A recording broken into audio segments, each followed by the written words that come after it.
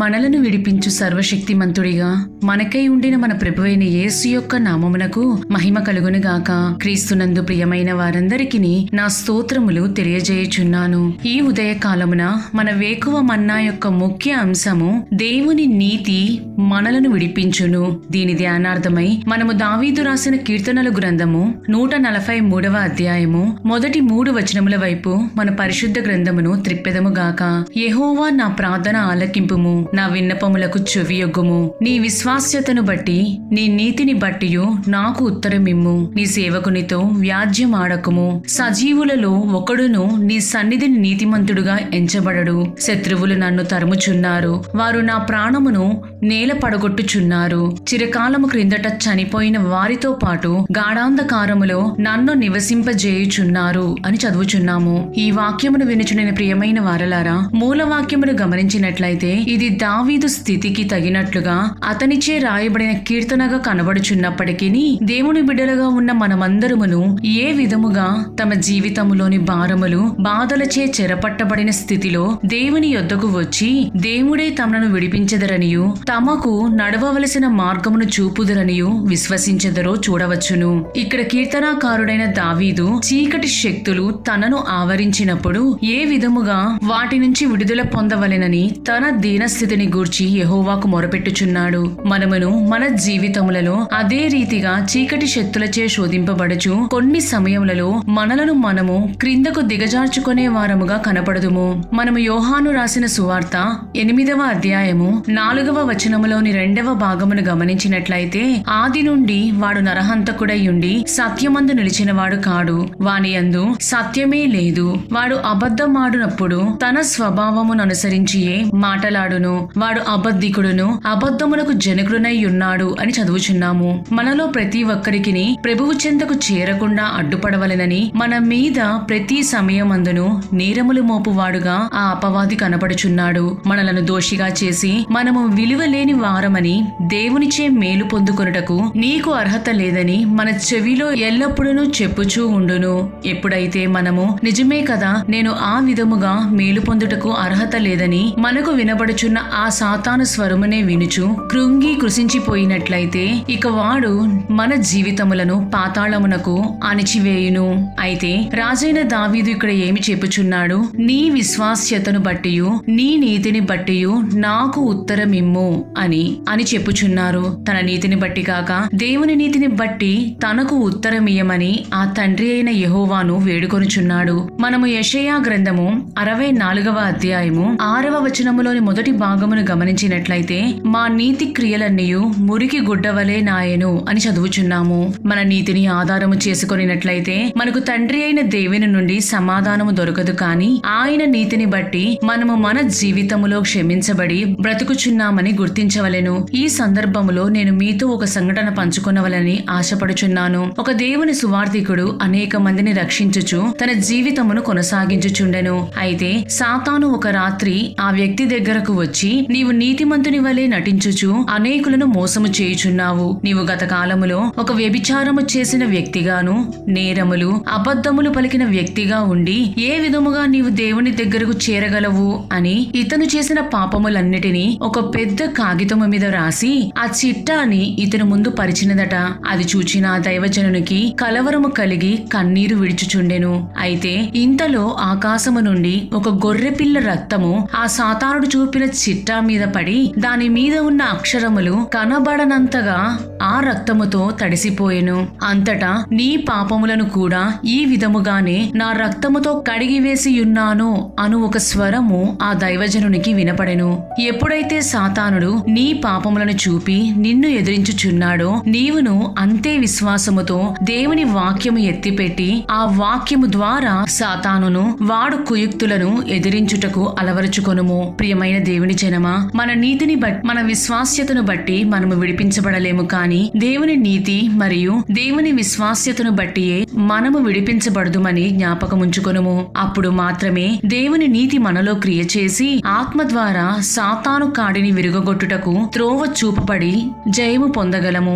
మనము అపోస్తలుడైన పౌలు ఎఫెసీయులకు రాసిన పత్రిక 6వ అధ్యాయము 10 నుండి 12 వచనములను గమనించినట్లయితే, తుదకు ప్రభువు యొక్క మహాశక్తిని బట్టి ఆయన యందు బలవంతులై ఉండుడి. మీరు అపవాది తంత్రములను ఎదిరించుటకు శక్తిమంతులగునట్లు దేవుడిచ్చు సర్వాంగ కవచమును ధరించుకొనుడి. ఏలయనగా మనము పోరాడునది శరీరులతో కాదు కాని ప్రధానులతోనూ అధికారులతోనూ ప్రస్తుత అంధకార సంబంధులకు లోకనాథులతోనూ ఆకాశ మండలమందున్న దురాత్మ సమూహములతోనూ పోరాడుచున్నాము అని చదువుచున్నాము. ఆ సర్వాంగ కవచము ఏ విధముగా మనకు లభించును? ప్రార్థన మరియు పరిశుద్ధాత్మ అభిషేకము ద్వారానే అని గుర్తెరుగుము. కాబట్టి మనలను మనము ప్రభువునకు మరియు పరిశుద్ధాత్మ దేవునికిని సమర్పించుకొని మనము ఏ విధముగా ఆయన చిత్త ప్రకారము నడిపించబడవలెనో నేర్చుకొనవలెను. దినదినమును మనలను ఆత్మీయముగా తట్టిలేపుకొనుచు ప్రభువును స్తుతించి గణపరచుచు ఆయన ద్వారా నీతిమంతులముగా తీర్చబడదము గాక. ఎందుకనగా ఇప్పుడు క్రీస్తు యేసునందున్న వారికి ఏ శిక్షా విధియు లేదు. దేవునికి ప్రీతికరమగు అట్టి జీవితమును చేయుటకు ప్రభువే మనందరికీ సహాయము చేయుదురుగాక. దేవుడు మిమ్ములను మరియు మీ కుటుంబములను దీవించి కాచి కాపాడుదురుగాక. ఆమేన్.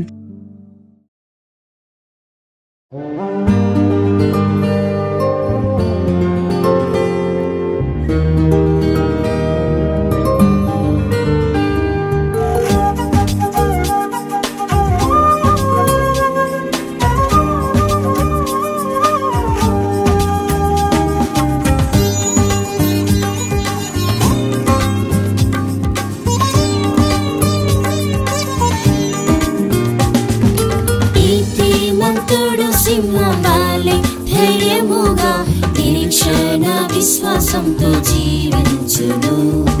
నీతిమంతుడు సింహం వలె ధైర్యముగా నిరీక్షణ విశ్వాసంతో జీవించును. నా నిరాశ దుఃఖ వేదన వేళలో నిరీక్షణ ఆశ్రయం యేసునివే. నా నిరాశ దుఃఖ వేదన వేళలో నిరీక్షణ ఆశ్రయం యేసునివే. మనుషులందరూ నన్ను తృణీకరించినను, మారని యేసున నిరీక్షణయే.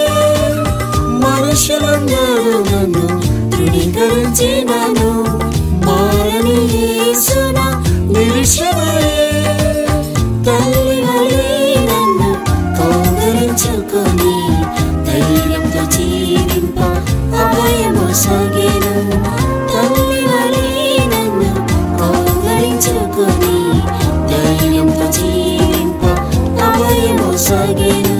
నీతిమంతుడు సింహం వలె ధైర్యముగా నిరీక్షణ విశ్వాసంతో జీవించును. నీతిమంతుడు సింహం వలె ధైర్యముగా నిరీక్షణ విశ్వాసంతో జీవించును. నా నిరాశ దుఃఖ వేదన వేళలో నిరీక్షణ ఆశ్రయం యేసునివే. నా నిరాశ దుఃఖ వేదన వేళలో నిరీక్షణ ఆశ్రయం యేసునివే.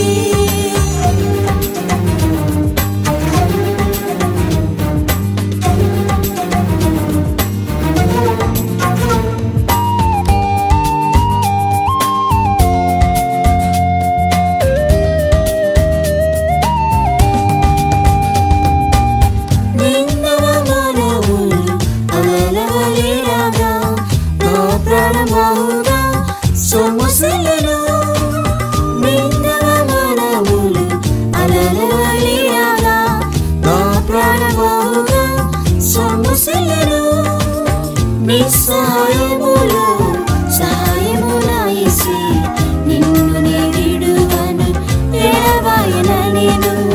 నిస్సహాయములో సహాయమునాయసి నిన్ను నే విడువను ఎడబాయన నేను.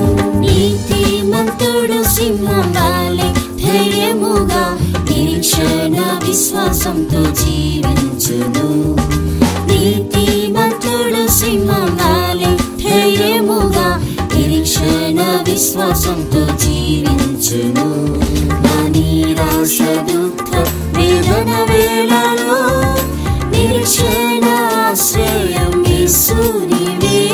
నా నిరాశ దుఃఖ వేదన వేళలో నిరీక్షణ ఆశ్రయం యేసు నీవే. దురాత్మ సమూహములు నాతో పోరాడగా దుష్ట శక్తుల క్రియలు పీడించగా. దురాత్మ సమూహములు నాతో పోరాడగా దుష్ట శక్తుల క్రియలు పీడించగా.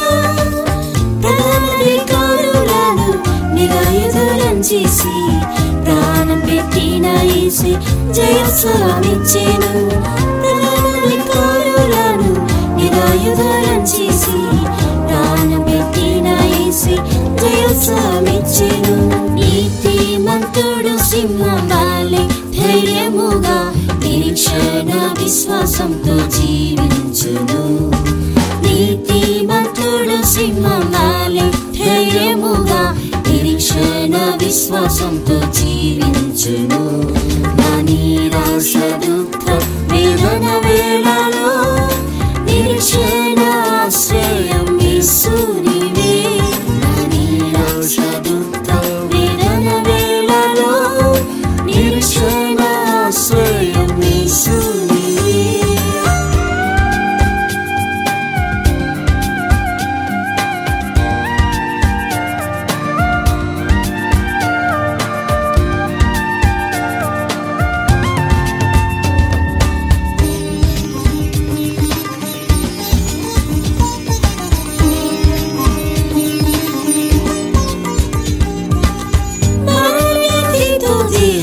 క్షీణించినప్పుడు యేసు వాక్కులు నన్ను బాగు చేసెను. మరణవ్యాధితో దేహం క్షీణించినప్పుడు యేసు వాక్కులు నన్ను బాగు చేసెను. బలహీనై శరీరం కృపతో బలపరచెను. భయపడను నేనిక యేసు నాతో ఉన్నాడు. బలహీనై శరీరం కృపతో బలపరచెను. భయపడను నేనిక యేసు నాతో ఉన్నాడు. నీతిమంతుడు సింహం వలె ధైర్యముగా నిరీక్షణ విశ్వాసంతో జీవించును. నీతిమంతుడు సింహం వలె ధైర్యముగా నిరీక్షణ విశ్వాసంతో జీవించును. నా నిరాశ దుఃఖ వేదన వేళలో నిరీక్షణ ఆశ్రయం యేసు నీవే. నా నిరాశ దుఃఖ వేదన వేళలో నిరీక్షణ ఆశ్రయం యేసు నీవే. ప్రధాన కాపరి యేసు కీర్తించినప్పుడు మహిమ కిరీటం నాకు ఇచ్చెనుగా. ప్రధాన కాపరి యేసు కీర్తించినప్పుడు మహిమ కిరీటం నాకు ఇచ్చెనుగా. ఆ నిరీక్షణతోనే ప్రభుని సేవించెను. ఈ లోక సుఖాలను మరచి జీవించెను. ఆ నిరీక్షణతోనే ప్రభుని సేవించెను. ఈ లోక సుఖాలను మరచి జీవించెను. నీతిమంతుడు సింహం వలె ధైర్యముగా నిరీక్షణ విశ్వాసంతో జీవించును. నీతిమంతుడు సింహం వలె ధైర్యముగా నిరీక్షణ విశ్వాసంతో జీవించును. నా నిరాశ దుఃఖ వేదన వేళలో నిరీక్షణ ఆశ్రయం యేసు